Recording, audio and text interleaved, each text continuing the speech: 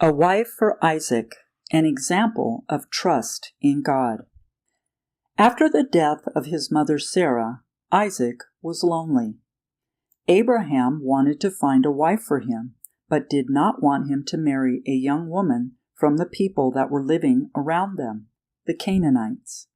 Otherwise, such a woman would worship idols and not teach her children the way of the Lord. The Lord had commanded his people not to intermarry with humans who didn't know Yahweh. Abraham was anxious to have a wife selected for Isaac who would not lead him from God. As a result, he committed this matter to his most faithful and experienced servant, Eliezer. Abraham said to him, "Swear by Yahweh, the God of heaven and the God of the earth, that you will not take a wife for my son from the daughters of the Canaanites among whom I dwell, but you shall go to my country and to my family and take a wife for my son Isaac." Eliezer started the long journey. He traveled with confidence because his master Abraham had said that God would send an angel before him.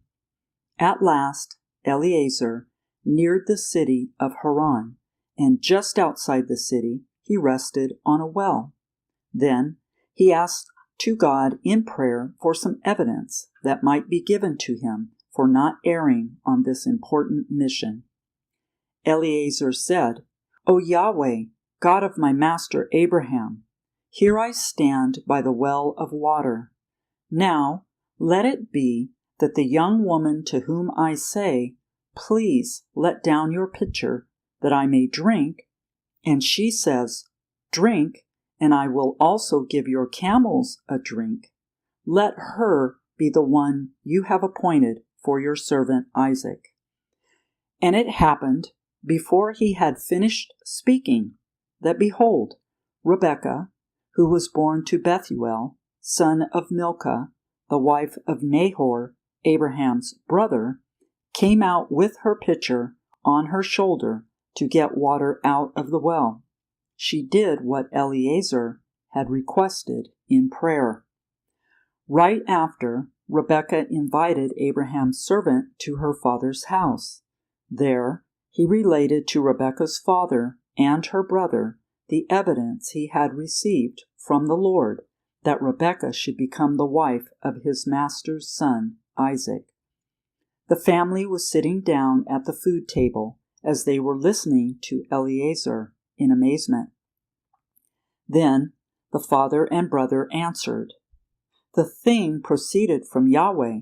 We cannot speak unto thee bad or good."